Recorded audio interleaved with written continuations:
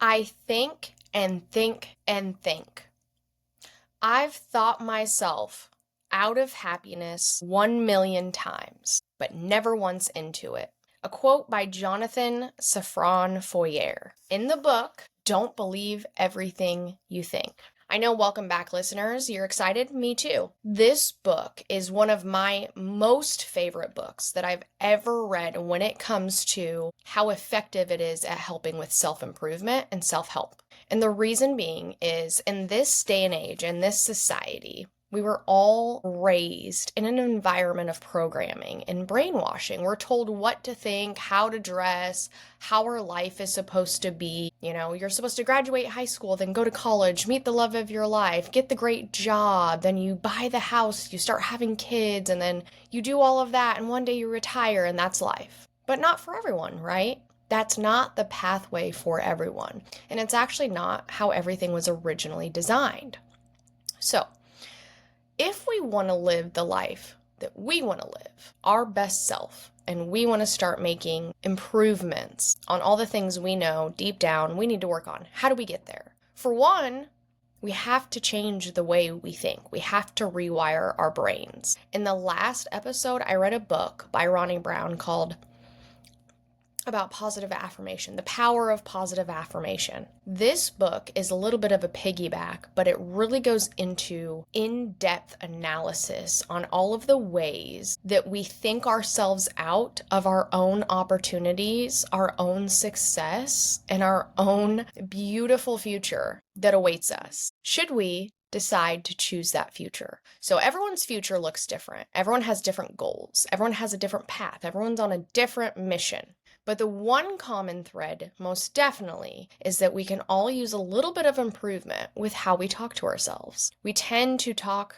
to ourselves about ourselves and even in our own brain in a negative way that is non-value add and actually does nothing but promote toxicity in our environment, in our brain, in our family, at work, wherever we are. So I hope that this book is life-changing for you, or that it's your light bulb, because I'm telling you, this book is not the longest book in the world. This will probably be 2 or 3 parts. It is life-changing if you choose to really listen to this book. I promise. Like, for me, it was life-changing. It still is. I still can revert back to this book for improvement on how I talk to myself.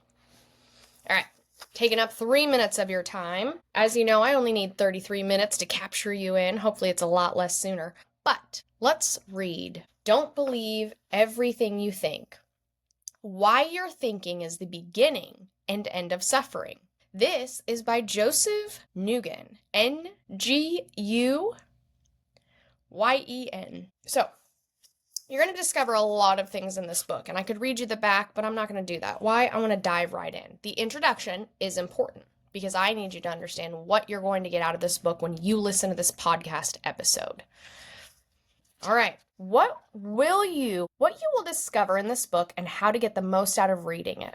This book was written to help you find everything you've been searching for and the answers to all of the questions you've ever had in your entire life. I understand this is a bold statement, but you will shortly see why I have complete confidence in saying this. He's not joking. You absolutely will go, because you gain tools in this book that will get your brain spinning as you go throughout your daily business to rewire your brain, because it really makes you deep dive. What I know to be the truth from the depths of my soul is that you will not be the same person you were after reading this book. The only constant is change. Growth is an inevitable process of life, and it will be impossible for you to not change after reading this book, unless you just utterly just do not care. Then it's possible. Sheryl Sandberg said, "We cannot change what we are not aware of, and once we are aware, we cannot help but change." No matter who you are, where you're from, what your background is, what you've done and have not done, what status or what wealth you do or do not have, Martian or not, you can find total peace, unconditional love, complete fulfillment, and an abundance of joy in your life. I promise you are not the exception. even though it may seem like it. Love knows no boundaries. An open mind and a willing heart are all you need to receive every answer you've been looking for. And this is true. It sounds cliche. It sounds cheesy. But does it? Or is that your programming? Think about that. And yes, there are extremely practical implications and byproducts of understanding what is inside of this book, which many of my coaching clients have experienced, such as a 2 to 5 times increase in income, exponential growth in their businesses, deeper and more harmonious relationships, overcoming lifelong addictions, the spontaneous disappearance of destructive habits, and increase in health, vitality, and overall energy. I have acquired all of these things since I changed my mindset by focusing on the 3 pillars I always talk about: mind, body, and spirit. Whatever spirit may be to you and your mind and body goals may be to you, those are the 3 pillars. Those are the foundation to a happy and successful life. Miracles like these occur daily for many who understand the principles within this book, and this is just the tip of the iceberg. If I were to list some of the improvements and results people have gotten from this understanding, more than half of this book would be stories of such daily miracles. I am reluctant to mention any of these external results because it is not the point of this book, and what he's talking about is wealth. Because, again, and I've talked about this before, wealth is not everything. Why? Money does buy happiness. True, but it's not happiness. It's the feeling of happiness. Money buys the feeling of freedom, the feeling of being less stressed out. Money doesn't do anything. It's the feeling it provides you. These physical manifestations are the byproduct of this inside-out understanding of how our experiences of life work. In actuality, we only want external results like money and significance because we want to experience certain feelings inside, such as love, joy, peace, and fulfillment. The feeling is really what we want in our lives, not the physical things. But the trap is that we believe the physical things will give us those feelings. The secret lies within the feeling. You shouldn't be chasing the money, the title, the status, the wealth. You're chasing the feeling that those things give you. Just like when people like to go skydiving or whitewater rafting over the Royal Gorge Bridge or wherever, whatever you're going to do that seems risque to the general public, you're chasing the feeling of what? Dopamine, the rush. That's what you're chasing. We are always, as humans, chasing a feeling. Don't read this book for information, read it for insight. Insight or wisdom can only be found within. That is why it is called insight. Inside. To find everything you're looking for in life, you must look inside yourself and discover the wisdom that already exists within you. All the answers lie deep within your soul. This book is merely a guide to help you look in the right place. I truly admire anyone who still has the hope that what they're looking for is still out there. This means you have hope. Without hope, we have nothing. So the fact that you're here reading this now, listening to this now, is a testament to your faith, courage, and strength. I know with 100% certainty that you will find what you're looking for if you continue down the path you're on with the hope that you have in your heart. I want to make it clear that this book is not the only book that contains truth. The truth lies within everyone and in everything. The truth, you must look beyond the form or the physical to see and experience the truth, the spiritual. The words in this book are not truth. They point to the truth. Look beyond words to see the truth for yourself. Truth cannot be intellectualized. It can only be experienced. The truth lies within a feeling, which is why it cannot be formulated into a word. If you want to find truth, look beyond the words and look for a feeling. Many who discover the truth describe the feeling as complete peace, unconditional love, and overwhelming joy. People also describe it as the most familiar, unfamiliar feeling. It feels like you're finally home. Look for that feeling, and everything will be revealed to you. In this book, I will not say anything you don't already know deep inside of your soul. This is why it will be a familiar, unfamiliar feeling when you experience the truth. Don't try to use your intellect to figure it out. You won't. As soon as you intellectualize it, you've missed it. The truth does not come from memorizing a sentence or two. A child can do that, but they will not understand the truth. The truth comes in the form of a feeling. From that feeling will come the wisdom and truth you seek, which will set you free. What I will unveil to you in this book will seem simple. It will seem almost too simple, and your brain, aka your ego, will try to fight it or attempt to make it more complex. It will think that it can't be this simple. When the time comes, I want you to remember that the truth is always simple. What is complex can always be broken down into its smaller counterparts. The truth can never be broken down into smaller constituents, which is what makes it truth. There's no further root cause analysis to do once you reveal the truth. This is why truth is always simple. If you want to find the truth, look for simplicity. Approach this book with an open mind and a heart of pure intention to know the truth, and you'll receive everything you've been searching for. Before we move on, I want to express my deepest gratitude for you being here and sharing your time and attention with me. These are some of the most valuable life forces you could give to another, so thank you for that gift to me, which you are also giving to yourself. Never forget your own divinity, because it is only through our divinity that we have our humanity. With love and light, Joseph. What a killer introduction to the start of this book. Again, it is less than 125 pages. It is not a long book, but I promise if you just buckle up, listeners, and give it some time, you're going to love it. All right, chapter 1, the journey to discovering the root cause of suffering. Yeah, you heard that. It's my favorite word. My favorite 2 words, root cause. Why does Cassie keep repeating this in every podcast? Because it is existential, because it is critical to the foundations and the 3 pillars of your success. Root cause is everything. Without root cause, we know nothing. All right. According to Thich Nhat Hanh, people have a hard time letting go of their suffering. Out of a fear of the unknown, they prefer suffering that is familiar. I can think of a billion times in my life where I stayed in suffering because it was familiar. How many of us have done that? Whether it was a job, a relationship, you name it, we've done it. There is an important distinction to make when speaking about suffering. When I mention suffering in this book, I'm referring to psychological and emotional suffering. There is a way in which, no matter what happens in your life, you do not have to suffer emotionally or psychologically. I'm not saying what we go through is all in our heads or made up. Terrible and unfortunate events happen to people every single day. I'm saying that although we experience a lot of pain in our lives, suffering is optional. In other words, pain is unavoidable, but how we react to the events and circumstances that happen in our lives is up to us, and that will dictate whether we suffer or not. Now, I know you're going to want to burn this book. Hear me out, again with the open mind, because it actually makes sense when he explains it.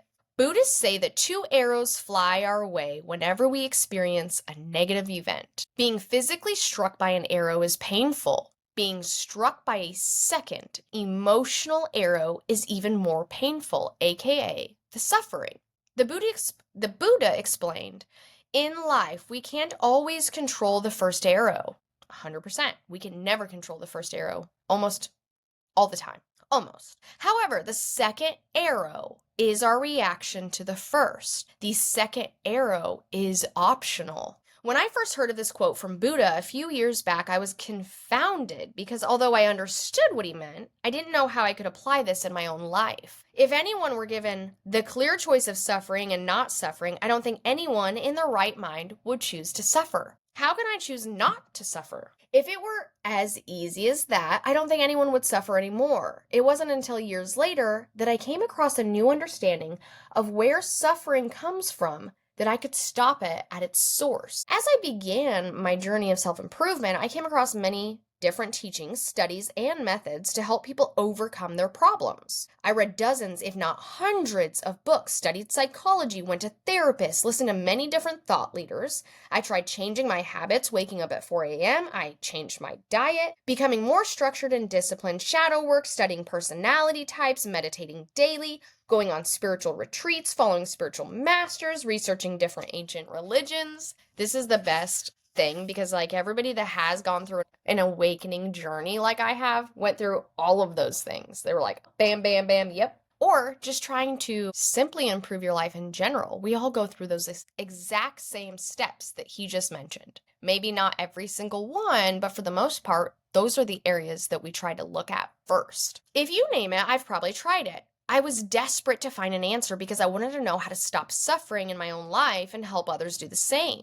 Although some of these things did help me improve incrementally, it didn't stop my suffering. I still always felt highly anxious, fearful, unfulfilled, irritated, angry, and frustrated every single day. Even after doing all of that, I still didn't discover the answer, and if I'm being honest, I was even more lost than before I started on the quest.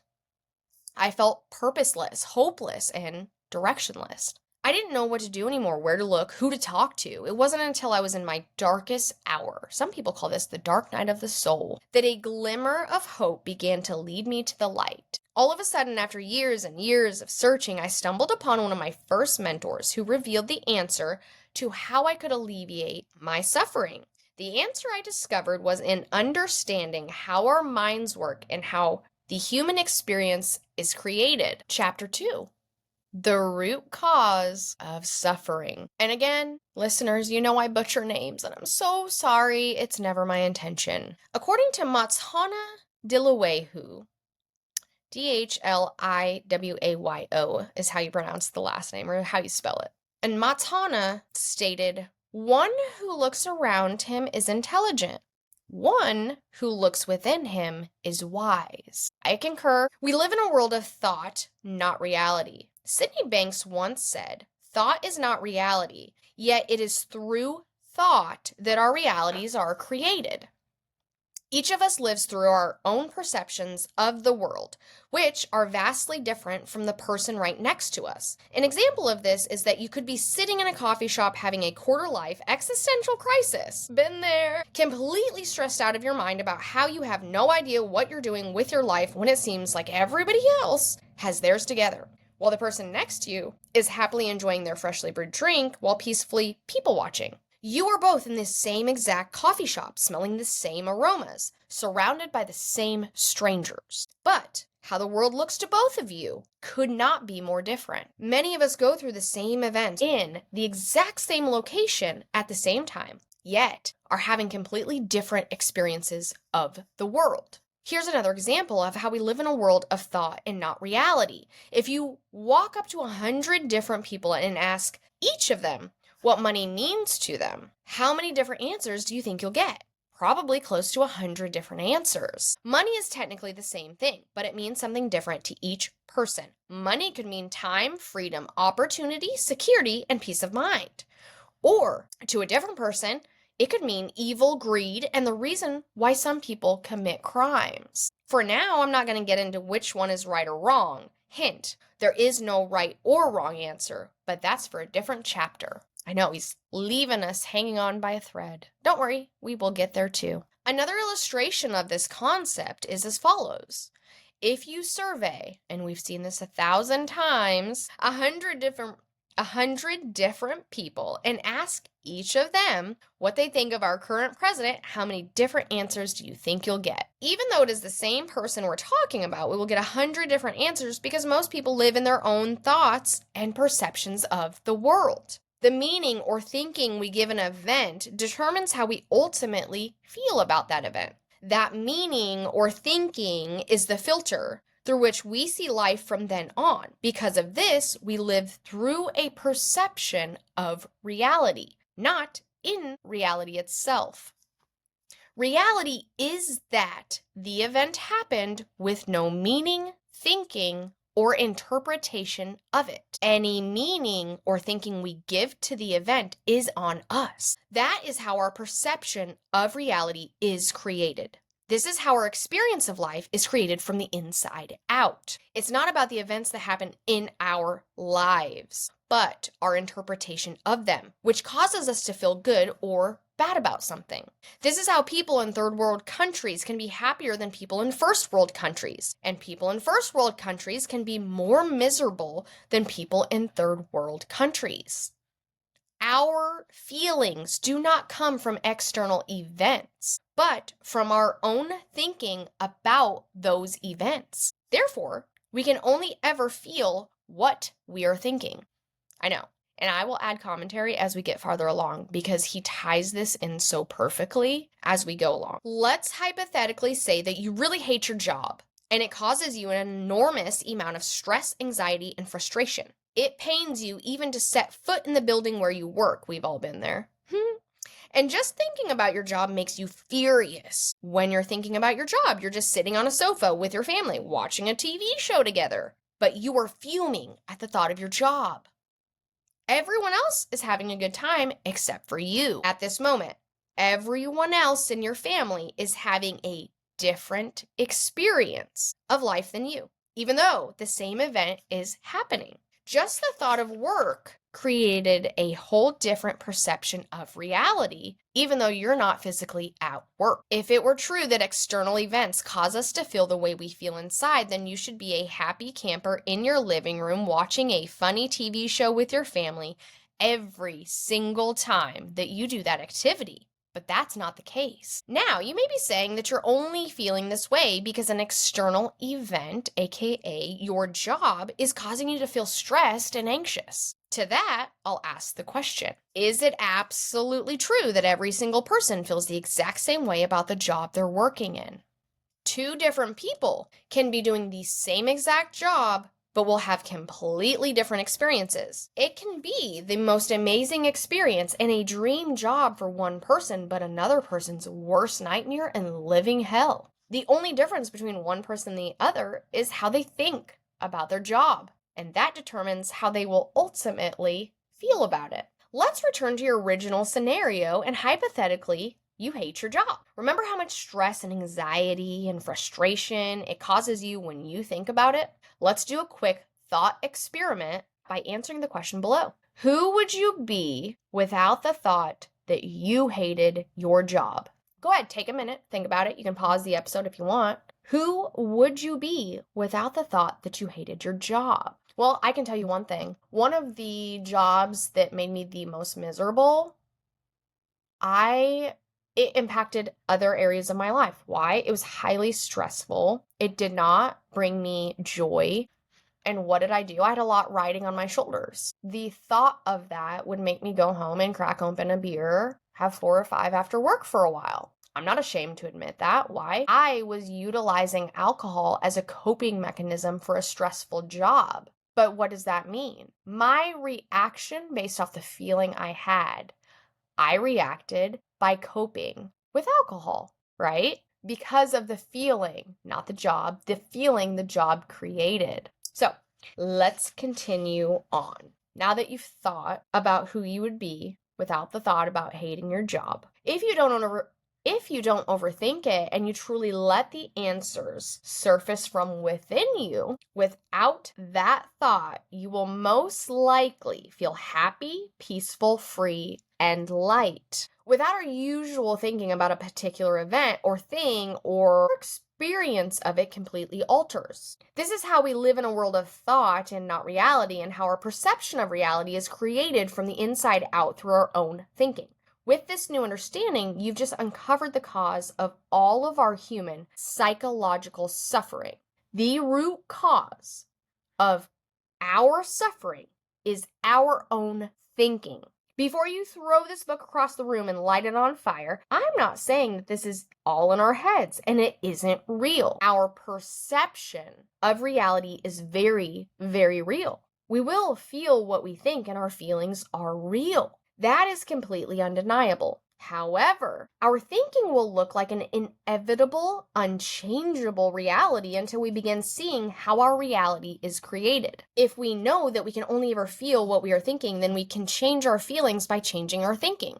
Thus, we can change our experience of life by knowing that it comes from our own thinking.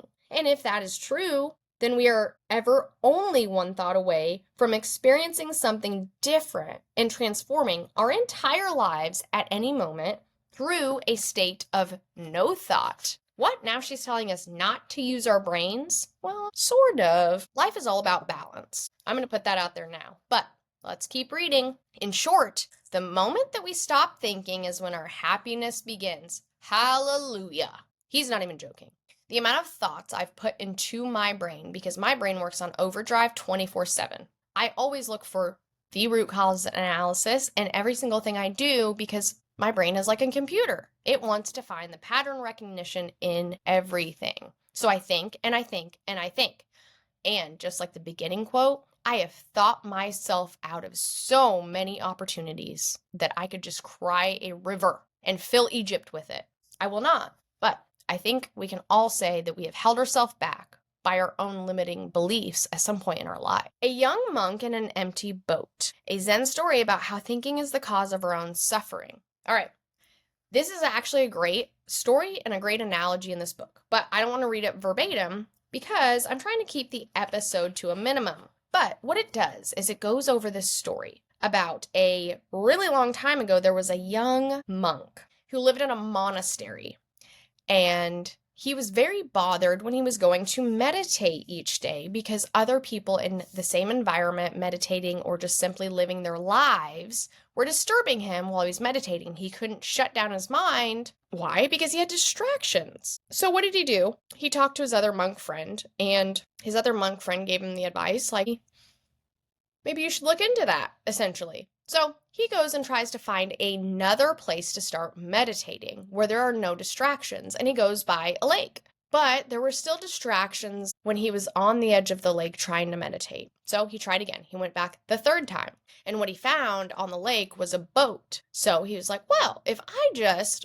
take my boat out to the middle of this lake, there's not a soul who's going to distract me and unfocus my mind from meditation. So what does he do? He goes out to the middle of the lake and he is meditating and he is focusing and nothing's disturbing him until all of a sudden a giant boat comes flying straight towards him and he's screaming, "Look out, you're going to hit my boat. Look out, you're going to hit my boat." But the boat hits him. And all the other times that he had been angry with the people that were distracting him and making him lose focus while he was meditating, he was about to let it all out on the driver of that boat. He was furious because once again, even in the middle of a lake, he was still getting distractions. But then when the boat hits him and he goes to scream at the driver, he sees the boat is empty and he realizes a giant gust of wind just made this boat run right into him. And he wasn't angry anymore. Why? Because there was no one to get angry at. And then it hit him. He was getting frustrated at no one. He was getting frustrated really at himself. It wasn't anyone else's fault that he couldn't focus. It wasn't anyone else's responsibility. It was his and his reaction to everything. He kept getting mad until there was someone not to be mad at. So I hope you buy this book regardless and read the story for yourself about the monk and the boat. But his monk friend at the end of that story came back and said he's really happy that the monk figured out what was actually making him angry, because it wasn't all the disturbances of other people. Other people were not the problem. His reaction and thought to the problem was the problem. And then he overcame it, which is great, just like we do in everyday life. So chapter 3, what do we think? According to the Jonathan Safran Fourier, and this is the very first quote I opened up this episode with, I think and I think and I think. I have thought myself out of happiness 1,000,000 times, but never once into it. As humans, we have evolved to develop a sophisticated ability to rationalize, analyze, and think because it simply helps us survive. Our minds do an incredible job of keeping us alive, but it does not allow us to thrive. It is concerned solely with our safety and survival, not fulfillment or joy. The mind's job is to alert us of potential dangers in our environment that may threaten our lives. It does its job so well that not only will it scan our immediate surroundings for threats, but it will even reference our backlog of past experiences to create hypothetical scenarios and predict what it thinks could be future potential dangers based upon our memories. None of this is wrong by any means. The mind is simply doing what it was designed to do. When we don't understand that its only duty is to help us survive, then we will get angry and frustrated with it. All conflict is derived from an innocent misunderstanding. Our mind's duty is to keep us alive. Our consciousness's duty is to help us feel fulfilled. Your soul is the reason why you're even on this journey in the first place, to find peace, love, and joy for yourself. Your mind has done an amazing job at what it is made to do, but now you may relieve it of its job, because we no longer live in the wild where death could be right around the corner in a bush. If we keep using our minds, we will constantly stay in a state of fight or flight, anxiety, fear, frustration, depression, anger, resentment, and all of those negative emotions, because the mind thinks everything is a threat to its very existence. That's what it was designed to do. If you want to be free, happy, peaceful, and full of love, then you will need to let go of listening only to your mind and go beyond it by tuning into something much greater that will help you not just survive, but to thrive. Chapter 4, Thoughts versus Thinking. Lao Tzu said, stop thinking and end your problems. Boom, simple, but it is. We just have to practice daily to get there and learn. Make mistakes along the way. Thoughts are the energetic, mental raw materials we use to create everything in the world. It's important to know that our thoughts are a noun and aren't something that we do, but something that we have. A thought takes no effort or force on our end, and it is something that just happens. We also cannot control what thoughts pop into our minds. The source of thoughts come from something beyond our minds, the universe, if you will. Thinking, on the other hand, is the act of thinking about our thoughts. This takes a significant amount of time. This takes a significant amount of energy, effort, and willpower, which is an endless resource. Thinking is actively engaging with the thoughts in your mind. You don't have to engage with each thought in your mind, but when you do, that is thinking. Thinking is the root cause of all of our psychological suffering. Now, you might wonder, where do positive thoughts fit into the picture? Well, they do, of course. Positive thoughts, or thoughts that feel good, do not result from thinking. They are instead generated by our natural state of peace, love, and joy. They are a byproduct of a state of being and not a state of thinking. We will go into depth about this in the next chapter, but for now, we're going to do another thought experiment. But for now, we're going to do another quick thought experiment. I'm going to ask you a question. All you need to do is be aware of what you're experiencing, and we'll review what happens after. What is the dream amount of money you want to make in a year? You can pause here if you want to wait for an answer to surface. Give it about 30 to 60 seconds to think about how much money you want to make in a year. All right, so now that you've got that thought, take that amount and multiply that by 5. Now, what do you think of the new dream goal for your income when we multiplied it by 5? Take another minute if you need to, pause the episode. Really think about the feelings that you would have if you got your dream annual salary times 5 of the original thought that you had. So let's review what just happened. After I asked the first question about the dream amount of money you want to make per year, an answer popped into your mind within a few seconds. That is a thought. Notice how quickly and effortlessly that came to you. After an answer popped into your mind, I asked you to think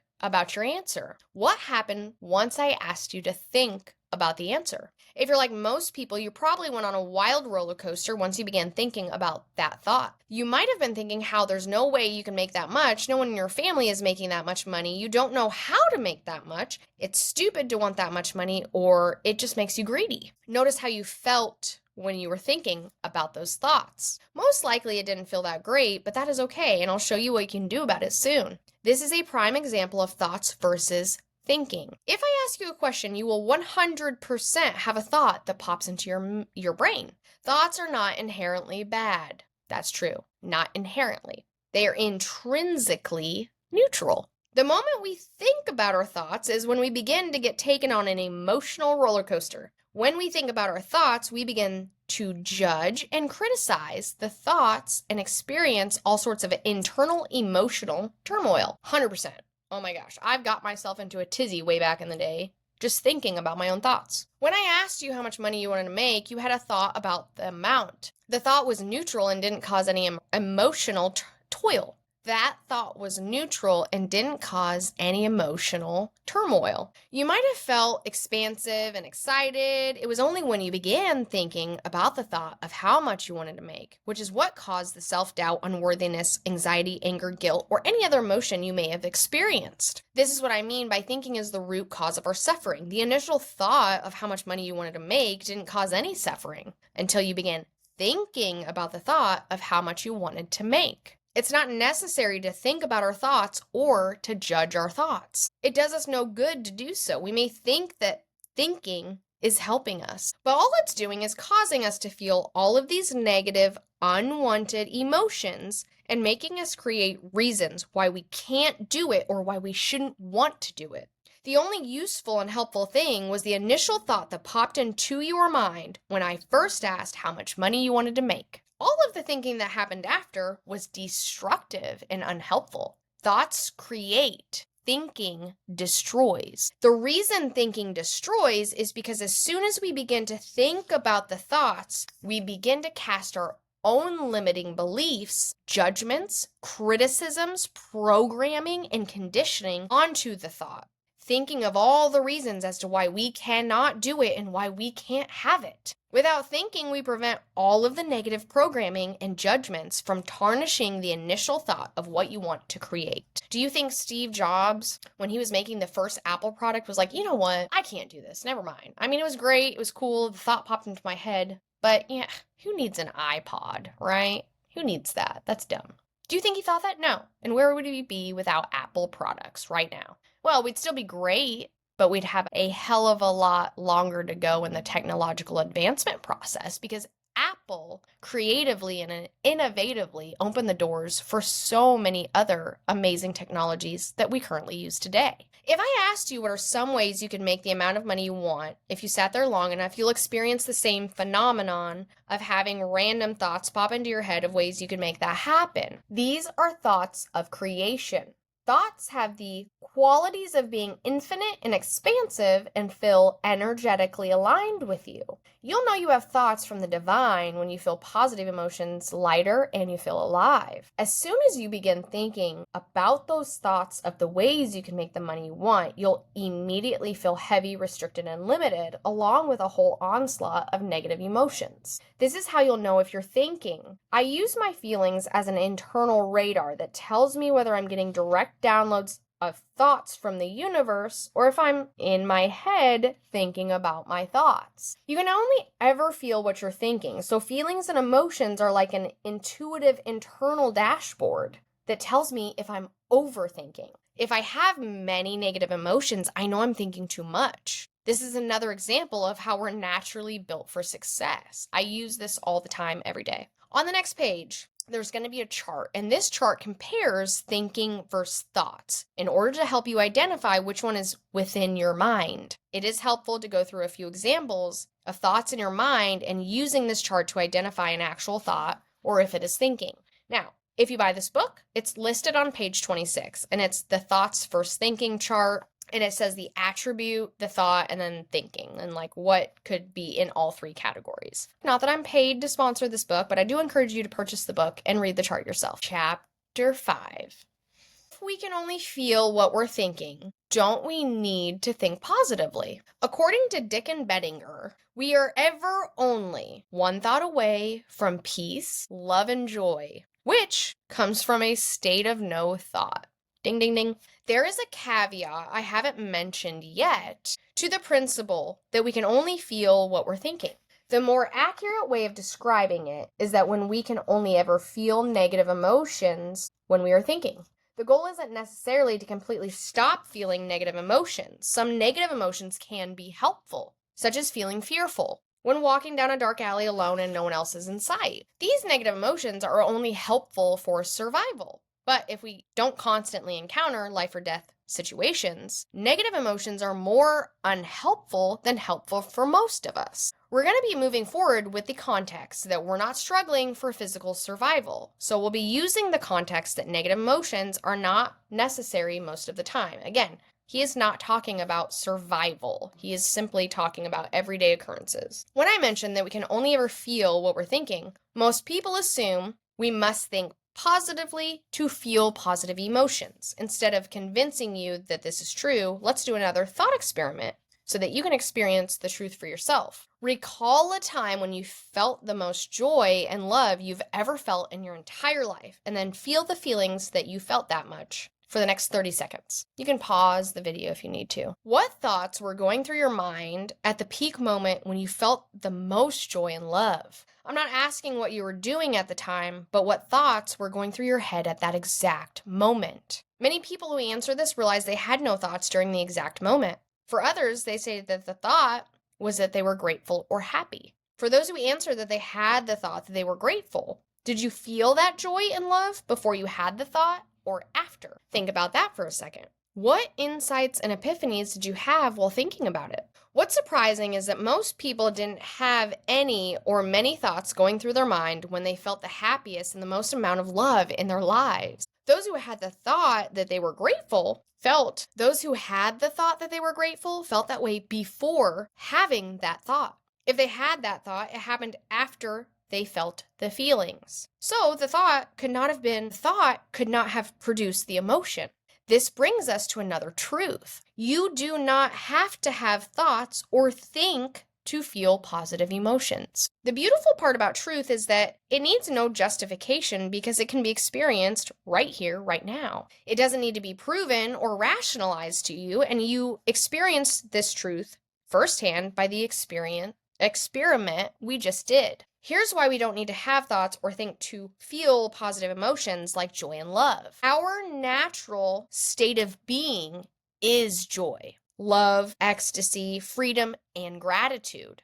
This may be hard to believe because if it's natural, why don't we always feel that way? I'll answer this in a bit. If we want to see the natural state of anything, one of the best ways is to look at nature and its state in its infancy, before it is affected and conditioned by its environment. We talk about this all the time. Environmentals, key. For example, let's look at the natural state of a baby. What is a baby's natural and default state? Assuming the baby wasn't abused, neglected, or had any physical issues. Are babies naturally stressed, anxious, fearful, and self-conscious? Or are they naturally in a state of bliss, happiness, and love? Our natural state of being is joy, love, and peace. Therefore, any thinking we do will only take us away from those natural states of being, which is why whenever we feel highly stressed, we have a lot of thinking going on. The strength of the negative emotion we feel is directly proportional to how much thinking we are doing at the moment. On the other hand, the intensity of the positive emotion we feel is inversely proportional to the amount of thinking we are doing at that moment. In other words, the less thinking we have going on, the stronger the positive emotion we feel in the present. To see the truth in this, recall a few other memories when you were highly stressed and anxious and see how much thinking was going on. You can take a couple minutes or pause the video if you need to. Then recall a few memories where you were at your happiest or felt the most joy and love and see how much thinking you had going on at that time. My mentor taught me an analogy that helped crystallize this concept. Imagine our mind has a speedometer, like in a car, but instead of miles per hour, it is thoughts per minute. The more thinking we have going on, the higher the thought-o-meter goes. And if we have enough thinking going on, it'll go into the red zone. That is, when we feel incredibly stressed, burned out, frustrated, and angry. It is not the content of our thinking that causes us the stress, but what we are thinking, period. The amount of thinking we have going on is directly correlated to the magnitude of stress and negative emotions we are experiencing at any given moment. When you're experiencing a lot of frustration, stress, anxiety, or any negative emotions, know that it is because you're thinking. The intensity of those emotions is directly correlated to how much thinking is going on. Therefore, it's not what we're thinking about that is causing us suffering, but that we are thinking. To summarize, we don't have to try to think positively to experience love, joy, and bliss, and any positive emotions we want, because it is our natural state to feel those emotions. The only times we don't naturally feel those emotions The only times we don't naturally feel those emotions is the only times we don't naturally feel these emotions is when we begin to think about the thoughts we're having, thus blocking the direct connection to infinite intelligence and we feel stressed, anxious, depressed, and fearful. It is not about the content of our thinking, but that we're thinking, which is the root cause of our suffering. The intensity of the negative emotions is directly correlated to the amount of thinking we have going on in the present. The less thinking we have, the more space we create for positive emotions to naturally surface. Okay, guess what? We are halfway through the book. That was 5 whole chapters. So we will start chapter 6 on the next episode. And chapter 6 is how the human experience is created and the 3 principles. So jump to the next episode if you'd like to finish this book, Don't Believe Everything You Think by Joseph Nguyen.